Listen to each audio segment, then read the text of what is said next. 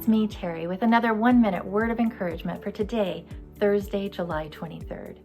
Today's verse is found in the Old Testament book of Isaiah, the first chapter, verse 17, and it says this: "Learn to do right, seek justice, defend the oppressed, take up the cause of the fatherless, and plead the case of the widow."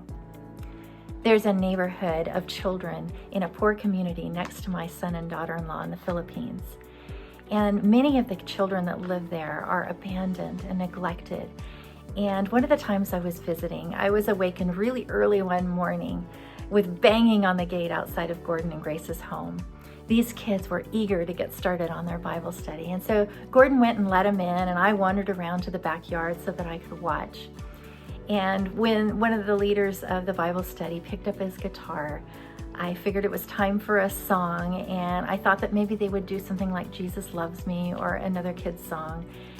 But these little children started lifting up their hands and closing their eyes and singing about the overwhelming, never-ending, reckless love of God.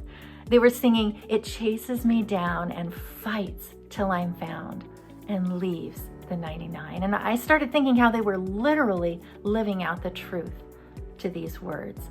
That my son, who had grown up in a Southern California beach community, had left all that he knew so that he could move to the other side of the world where he didn't know the language, he didn't know the culture. And I thought about how he and his wife had been led to this specific community, to this specific home, so that they could reach these particular children with the love of God.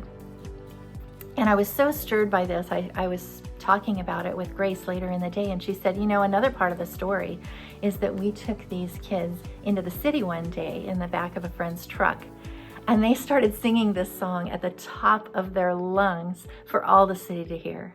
They had received God's love, and they were already sharing it with others. I love the first part of the verse today where it says, "Learn to do right." You and I can learn to do right.